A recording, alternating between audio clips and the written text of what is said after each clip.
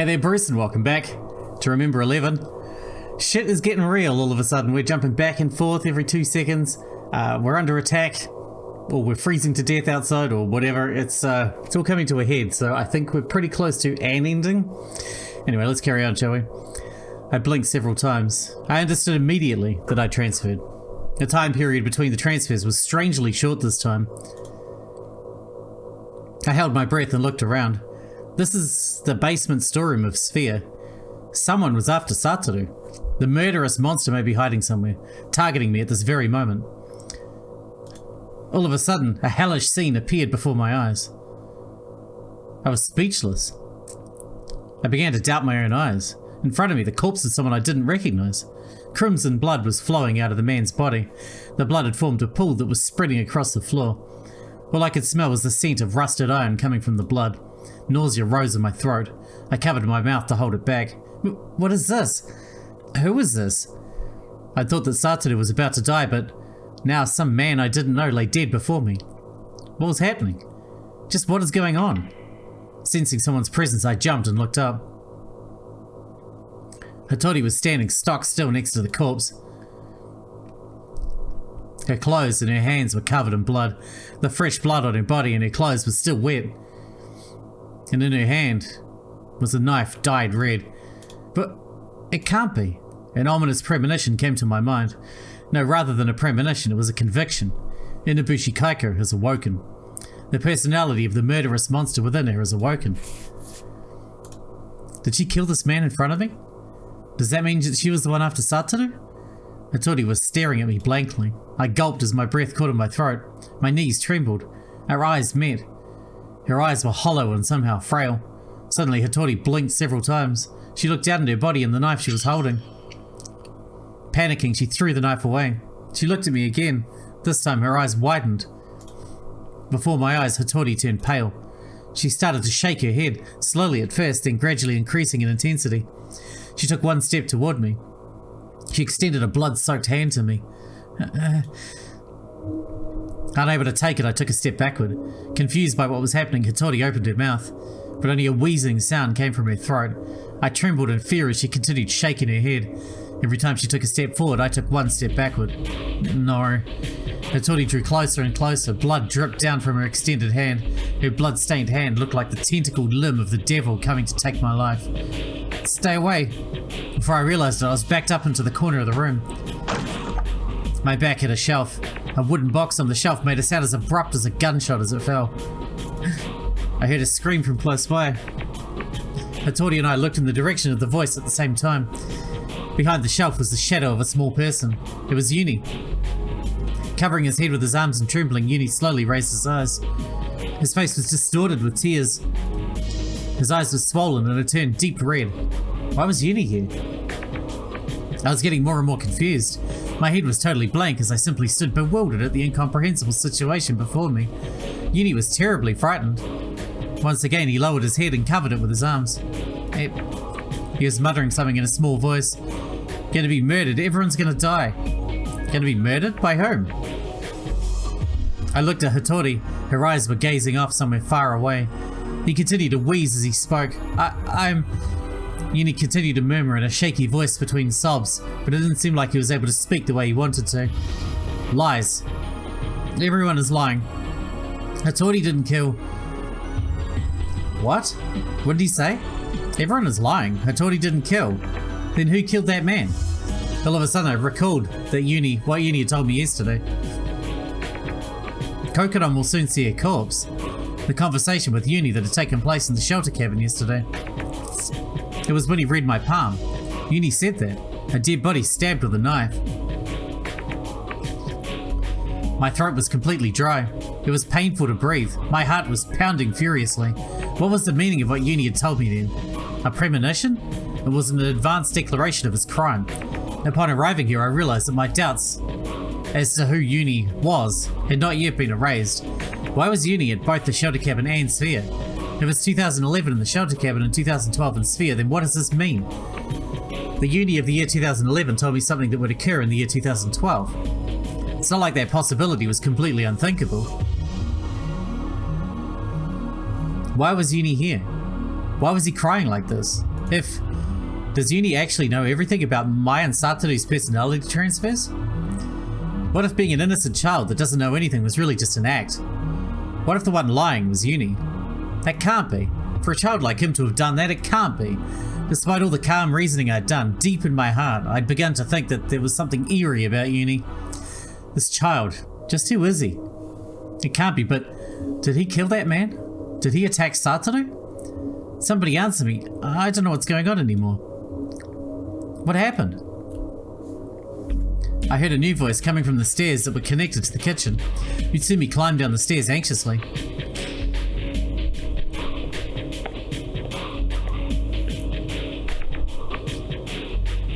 Where had she been and what had she been doing until now? Driven into a corner by distrust, I wondered that momentarily. When I was being chased by that someone before, Utsumi had been nowhere to be seen. Was she the someone I could trust? Utsumi slowly looked around the room, not paying attention to my suspicious glare. And then surprised by the corpse. This is... Continuing to look at the blood-covered Hattori. Curving her lips slightly, she grinned and laughed. Huh? I'm sure I saw it. I hadn't overlooked it. A chill ran down my spine. Why? Why was Utsumi laughing right now? Did you kill him? Huh? You killed him, didn't you? Utsumi started talking in a cool voice. I couldn't understand why she was so calm. Utsumi's eyes immediately locked onto Hattori.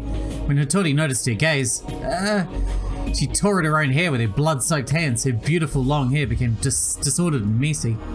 The red blood soaked into her black hair. Utsumi slowly shut her eyes halfway. I thought I saw a smile for a moment. Terrified, I couldn't even raise my voice. You were dangerous. We can't just let a murderous monster run loose. It was as though Yuni and I were not in Utsumi's field of vision at all. Her gaze didn't move an inch from where Hattori was. You're too dangerous, so please die. Huh? What'd she just say? What did Utsumi just say? No, this isn't the normal Utsumi. I can't believe anyone. I don't know anything. Everyone is lying. Crimes must be punished. No. Incited by Utsumi's words, Hattori started shrieking. She was having a fit. But did that mean that the personality that was in control now was actually Hattori? Wasn't she Inabushi Kaiko? Breathing wildly, Hattori's gaze dropped to the floor. Utsumi was looking in the same direction. I followed their eyes. The knife. The blood-covered knife that had fallen next to the body. All three of us had our sights fixed on the knife. Between the three of us, the distance to the knife was more or less the same. Now I'm a little further away. A feeling of strain and tension held the room in its grasp. Nobody moved a finger. In order not to show any openings, I watched their movements closely. As if keeping each other in check, we stared at the knife and each other's faces restlessly. My thoughts go around in circles. That knife was a weapon for protecting yourself. If I got my hands on it, it wouldn't land in the hands of the murderous monster. The other two in the room, three if you count Yuni who's crying in the corner, if one of them snatches it away, my life will be in immeasurable danger. I don't know who the culprit is. There's no way I'll hand the knife over to anyone else. But the instant I get my hands on the knife, everyone but the culprit himself will misunderstand and think that the murderous monster is me. If the real culprit managed to take advantage of that opening, not just me, but everyone else will also be killed. And besides, assuming I can get the knife, can I even use it properly? When the time comes, can I stab the murderous monster if they attack? There's no way. Even if it was to protect myself, to kill someone. What should I do? What do I do, uyukawa Kokoro? Screaming, Hattori sprang forward. Utsumi, too, made her move without a moment's delay. Only my reaction was late. No good, I won't reach it in time. If I try and go for that knife, I'm gonna die. That much is obvious. I'm just gonna watch. At almost exactly the same time, Hattori and Utsumi both sprang for the knife. I couldn't move. My foot was cramped. If either Hattori and Utsumi get hold of that knife, either way, one of them will definitely get hurt. Someone close to me will die. A hair's width of difference. For a single instant, the hand that Hattori was reaching out went further. Hattori and Utsumi glared at each other, separated by the corpse between them. The knife was in Hattori's hand. Hattori had a desperate look on her face. However, tears rolled softly down her cheeks. Why was she crying? Give it to me, Utsumi commanded in a sharp voice I'd never heard before. Hattori shook her head and pointed the knife at Utsumi with trembling hands. Utsumi stood back with an impatient look. Are you gonna kill again? Are you gonna kill me this time? No. Suddenly Yuni screamed out, "Stop it!" He stood up with amazing vigor and started running, covering his head with his arms. I didn't have a moment to spare. Hattori and Utsumi were equally surprised. Hattori seemed frightened. She was clearly very confused. Letting out a scream, she swung her knife randomly. From right beside her, Yuni turned, and it seemed that would occur next as the result of Yuni being in the wrong place at the wrong time, not because he was targeted. Fresh blood splattered everywhere. Yuni's small body lost its strength and collapsed. No, he's dead. Yuni's dead. A portable radio flew out of Yuni's grasp from the impact of his fall. The radio fell with a crashing sound and slid over to where I stood. Deranged, Hattori headed for Utsumi, brandishing the knife. Yukido-kun, stop her! How could this happen? How could this happen? Yukido-kun! I regained my composure. The scene of Hattori facing Utsumi with the knife held over her head entered my vision. Do something! I have to do something! This is a dream! I picked up the radio at my feet and ran at Hattori from behind her. With all my strength, I threw the radio at the arm that held the knife. The radio connected with her wrist. The knife dropped to the floor. Unflinchingly, Hattori turned around and started hitting me. I grabbed her arms tightly and pinned them to her sides. Stop it! I frantically tried to suppress Hattori's violent struggling. I'm begging you, just stop it already. Tears blurred my vision. Through blurry eyes, I saw Utsumi pick up the knife. With sharp eyes, she looked at me. No, she was glaring at Hattori, who I was pinning down. Huh? Utsumi lowered his stance and readied the knife. Where did she die? Huh? It was completely unconscious movement. I covered Hattori with my body instantly. Utsumi quickly stopped herself. Not missing that chance, I knocked her hand away while she was still dazed. The knife flew out of Utsumi's hand. The knife slid across the floor and disappeared underneath the shelf. Utsumi glared at me. There was carnage in her hate-filled eyes. Why? I could do nothing but stare back at Utsumi in blank surprise, and then a sharp pain ran through my right hand. There was a gaping cut in the palm of my right hand. Blood began to flow from it. How dare you? Utsumi muttered with loathing, biting her lip. And then turning her back to us, she climbed back up the stairs. I stood there frozen. Silence returned to the once chaotic basement. I could hear someone wheezing roughly. As I wondered who it was, I realized that it was me who was coughing. Hattori had lost consciousness. Yuni is... He was crouched down, putting pressure on his wound. Thank goodness he's alive. I headed over to Yuni with sluggish steps. Yuni? Yuni's whole body jerked in surprise. Stay away! He couldn't find any words in which to respond to his voice full of dread. Yuni looked up. His wound was dyed in blood. The spurting blood turned into scattered spots upon the concrete. However, Yuni stared at me with frightened eyes, not even bothering to wipe up the blood. He stood back with a look of panic in his face. Stay away, stay away! Don't kill me! Let me see your wound. I reached out my hand, a hand covered in blood. Don't touch me with that hand. Don't be afraid, I'm Kokoro. No, no, no. Even though I'm Kokoro. Discouraged, I crumbled where I stood. There was a pool of blood gathering under a man's corpse. My hand was drenched with blood. Blood continued to flow from Yuni's wound as well. Blood, blood, blood. The basement storeroom was becoming a red hell filled with the scent of blood. And now we can go back, I guess. Who can I believe in? What can I believe in? Hey, Satoru, save me. Save me. No more. Slowly, I lost consciousness.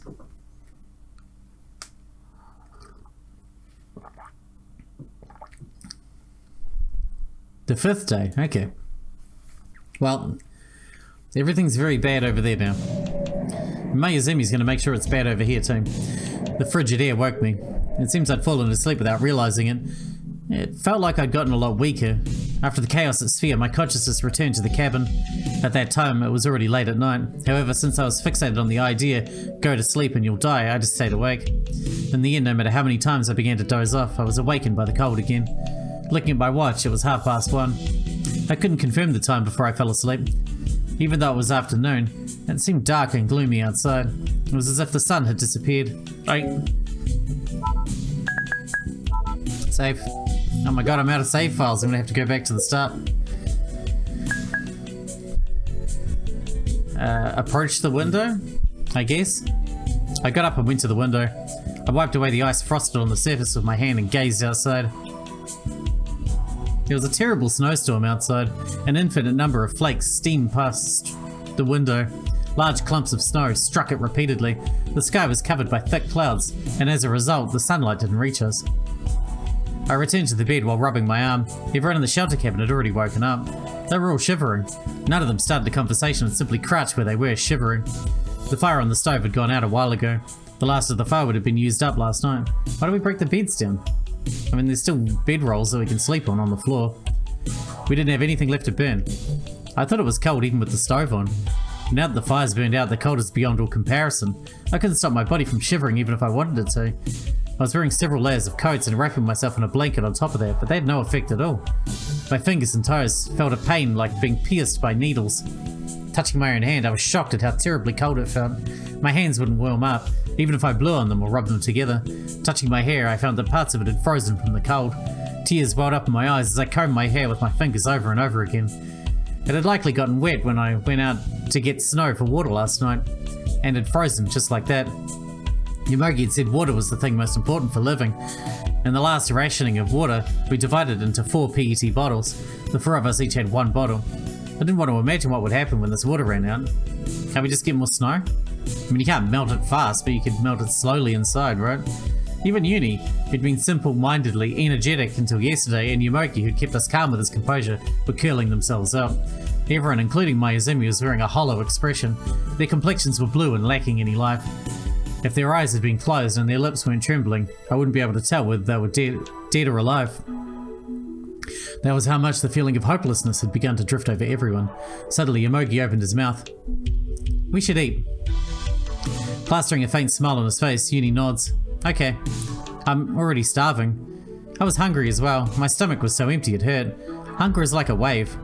Once the peak of the hunger passes, for a moment the appetite disappears. However, when another 30 minutes had passed, another stronger wave of hunger comes, then repeats itself over and over. Right now I was on top of a wave of hunger. Felt like I was beginning to see illusions of food. I really wanted to conserve it a bit more, but it's much too cold. When you're hungry, it's easier to get hypothermia. Let's have a meal so you can raise our body temperature. Hearing Yomogi's words, Mayuzumi moved slowly as well. She probably felt like having a meal as well. From underneath what looked like 12 people's worth of blankets, she took out her bag without getting up. She took out her can of hardtack while throwing us a dubious glance. Like a cowardly squirrel, she munched on the hardtack while heeding her surroundings. No doubt she's worried that it'll be taken. There wasn't even a particle remaining of the refined image she first had. It was a terribly miserable appearance. However, it's no surprise. When death draws this close, people revert back to animals. They have to do so. There are no class distinctions when you're in hell, is what it means. I began to feel sad, and then Yuni walked up to Yomogi and whispered something in his ear. Hey Seiji? Yomogi gave a small nod. He's the one keeping our share of the food. Yomogi took out the can of hardtack out of the vinyl bag he'd stored it in. Inside the bag was a can of hardtack, packed in and filled to the brim. It was Yomogi's, Yuni's and mine, 3 people's worth of food. For now, we divided the food into 4 equal parts. However, as proof that we were going to be saved and live on, we once again left one of the pieces for later. For me, that act was the same as hopefully proclaiming, I'm not alone, I have comrades. This one can of food signified hope to me in many ways. Turning his back away from Mayuzumi, Yomogi opened the bag and the location. That's a blind spot for her. Remember to replenish your moisture, okay? Dehydration is a powerful enemy in the cold too. It'll make it easier to catch hypothermia. What's wrong? Yuni held up his PET bottle. Ice had formed on the surface. It froze. Hey, I told you to be careful so it didn't freeze, didn't I? Yuni may have forgotten Yomogi's instructions as he seemed to have removed his water from his blanket. The air inside the shelter cabin was so cold it stung. Even though it froze over, probably not very much time has passed. Yuni lowered his head as if wilting. I'm sorry. What's done is done, but you can't drink ice water. Yomogi put the can of hardtack to the side and took out his own PET bottle from under his blanket. I'll give you some of mine. Where'd the cup go? I found a steel cup sitting on top of the now flameless stove. I mean, I might as well go get it myself, right? Yeah, we're gonna just start overwriting the original ones again. Go get it. I decided to go get the cup. Standing up, I walked to the stove. Felt like my feet had become stiff because of the cold. I handed the cup to Yomogi. Here it is. Oh, sorry. I'm sorry, Seiji. For that moment, our attention was completely focused on the water. Our eyes left the food that Yomogi had put to the side. I heard the sound of footsteps. Mayuzumi was moving much faster than I would have expected. Before we noticed, Mayuzumi had taken the can with our food inside it. She cradled it as if trying to get it as far away from us as possible. She ran to toward the door of the shelter cabin. Standing with her back against the door, Mayuzumi's normally handsome face was warped and ugly as she looked back at us. As if she had had some sort of understanding by herself, she scowled at us one by one with a dreadful expression. What is this? Mayuzumi's shrill voice resounded through the cabin. How did this... There's food.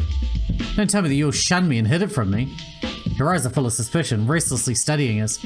This is bad. Mayuzumi had the wrong idea. No, you're wrong. Calm down. Shut the hell up. When we took a step towards Mayuzumi, she stepped back and grew more and more wary. You bastards, you're all bastards. Do you plan to kill me? You're all plotting for just the three of you to survive. You got it all wrong. Mayuzumi didn't even try to listen. She kept shaking her head, refusing to hear us. As if I'd let you. Mayuzumi abruptly turned. Oh, she's gonna die out there immediately. So I guess we don't have to worry about her anymore. Though we need the food. Opening the door, she flew out into the intense snowstorm. Wait. Yomogi hurried out after her. Yuni and I were right behind him. As soon as I got outside, the snow and wind painfully struck against my face. I can't even keep my eyes open. And yet somehow, by squinting my eyes, I was able to look for the figure of Mayuzumi. In the white landscape, I saw Mayuzumi's back. She was running unsteadily. Mingled with sounds of the roaring wind, I heard her screams. You, how dare you, I'll show you. Mayuzumi turned the can upside down, emptying all the biscuits inside into her hand. Then she brought the hand holding the biscuits to her mouth. No. I tried to stop her, but it was already too late. Without any hesitation, Mayuzumi tossed the biscuits into her mouth. In her frenzy, the biscuits didn't even reach her mouth, fell into the snow. And Mayuzumi's body swayed, then collapsed like that, onto the snow. Yomogi caught up to her and forcibly pulled her to her feet. You, what did you do? Mayuzumi forcefully shook off Yomogi's hand. Her jaw was busy chewing. Oh no, our food! Yuni weakly muttered beside me. I too felt my energy leaving me. All of our precious rations are gone. What will we do now? You're the ones at fault here. Still facing away from us, Mayuzumi kept ranting. Let's divide it equally, huh? Some equality. You three secretly hid it from me. You kept all the food to yourselves, sacrificing me so the rest of you can live. Don't fuck with me. Maybe her rage had shocked even Yomogi, for he didn't dare object. But I couldn't stay quiet. I said you've got it all wrong. What you ate was our combined rations, Yomogi's, Yuni's, and mine. Fun, you think you can trick me? I couldn't forgive her obstinate attitude. Why does she even try to trust us? Why is she always so selfish? Even if she acts that way, it's useless. We have to help each other. Mayuzumi-san, what you've done. In any case, let's go back to the cabin. We'll die of the cold if we keep hanging around here.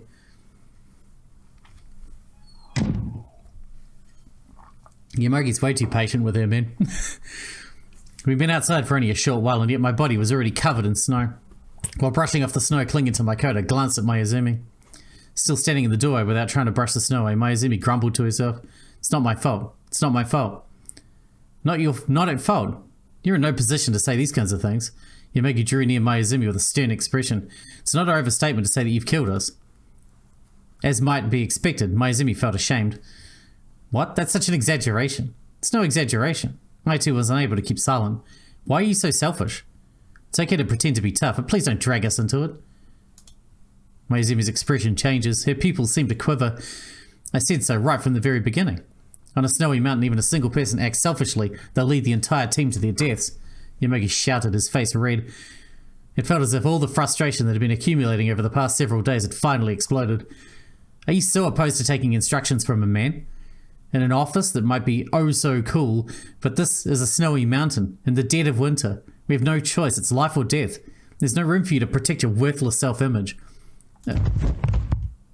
Mayuzumi hung her head. She squatted down and placed her knees thudding on the floor. Don't shout so loud. Mayuzumi was crying. It's just, only I was the outcast. Not knowing what to do, I didn't know. You didn't tell me anything, did you? I was scared, so scared I couldn't trust anyone. Mayuzumi sobbed like a child. The anger that I felt just before receded like a wave as I saw Mayuzumi break down into tears. For the first time, I felt I could see the real woman named Mayuzumi Lin. She's just like us, struggling against fear and anxiety she has no idea how to cope with. And besides, I don't think there are many people who could withstand that to start with. The rest of us have. Mayuzumi was unable to endure it. Even if she put on a strong front, she was in reality a frail person. I can understand how Mayuzumi feels, cornered and at her breaking point. If I were to make one wrong move right now, I too could end up just like her. Yomogi-san, Yeah, I know. With a meek look, he sighed. Let's forgive her. Yeah, but we have nothing left to eat, you know? Pouting Yuni objected. For a child, I guess hunger is harder to bear than anything else, and he can't tolerate it. The swiftly approaching spectre of death and our present hunger. For Yuni, it's likely the latter that seems like the bigger problem. So Mayuzumi's theft of our rations became all the more unforgivable to him. Condemning her won't bring them back. Right, but we could kill her and eat her. Enough of this quarreling. Concentrate on staying alive. Right, that's much more constructive. Mayuzumi still hadn't stopped crying. Looking as pitiful as she did, I couldn't call out to her. More than that, I didn't want to pity her. I could understand her feelings, but the sin she committed still remains. It doesn't change the reality of things. In this freezing cold cabin, how many more days must we hold out without anything to eat? The anxiety of being unable to tell how things will turn out overcame me. I heaved a deep sigh and sat down on the bed. I covered myself with the blankets. The battle against the unrelenting cold began once more.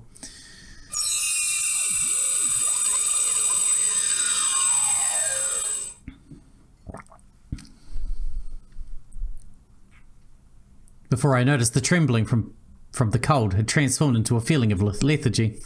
I opened my eyes. I saw the white walls of SPHIA. I was sitting on Satoru's bed. I jumped again. SPHIA had functional heating, unlike the freezing cold shelter cabin. There was food here too. However, I wasn't the least bit happy, because in SPHIA the presence of a murderous monster was constantly approaching me. When I tried to stand up,